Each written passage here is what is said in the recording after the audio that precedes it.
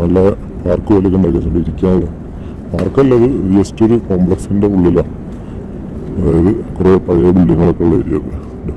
ചെറിയ ബിൽഡിങ്ങുള്ളൂ, ഇവിടെ ഒന്നും വലിയ ബിൽഡിങ് കെട്ടാൻ പാടില്ല, അമ്പലം ഒക്കെ ഉള്ളതുകൊണ്ട്. പിന്നെ അപ്പുറത്ത് അബ്ബറയാണ്, അതായത് ബോട്ടൊക്കെ പോകുന്ന സ്ഥലല്ലേ. ഇതിൻ്റെ ഇടയിൽ കൂടെ അങ്ങോട്ട് അപ്പുറത്തെത്തും. പിന്നെ ചെറിയ ചെറിയ ഗല്ലികളാണ് അതൊക്കെ. ഇവിടേക്ക് ഫുള്ള് തുണിക്കട. പണ്ട് ഗുജറാത്തികൾക്ക് ഇവിടുത്തെ ഗവൺമെൻറ് കൊടുത്ത സ്ഥലം അതൊക്കെ.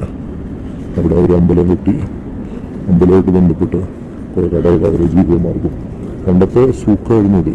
ദുബായിയുടെ മെയിൻ കച്ചവട കേന്ദ്രത്തിൽപ്പെട്ടൊരു സ്ഥലമായിരുന്നു.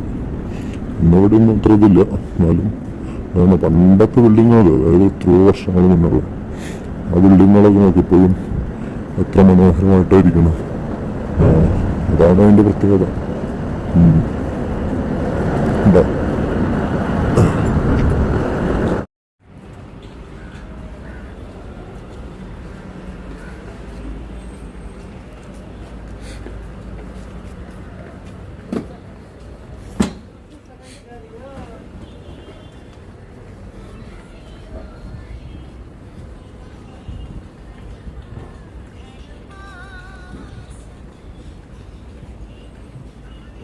ഇതാണ് നമ്മുടെ അമ്പലത്തിൻ്റെ വഴിയാണത്.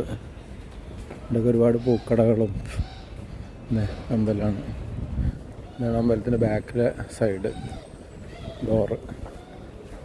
ഇവിടെ കണ്ട ഫുള്ള് ഇതൊക്കെ ഉണ്ട്. എന്താ പറയുക, ആര്യവേപ്പാണ് മുഴുവൻ. ആര്യവേപ്പിൻ്റെ മരങ്ങളാണ്. ആൽമരം കണ്ട, ആൽമരം ചെറിയ ആല. ഇവിടെ ഇങ്ങനെ കുറേ കടകളുണ്ട് ഇടയ്ക്ക് കണ്ട. അതിലാണ് മെയിൻ വഴി കേട്ടോ, വണ്ടിയൊക്കെ വരുന്നത് അതല്ലേ. ഞാൻ അങ്ങനെ അപ്പുറത്ത് കൂടെ എളുപ്പത്തിൽ നടന്നു വരണം കണ്ട. അങ്ങോട്ടൊക്കെ ഉണ്ട് ഒരുപാട്. ഇതാണ് അമ്പലം. അപ്പോൾ ശരി.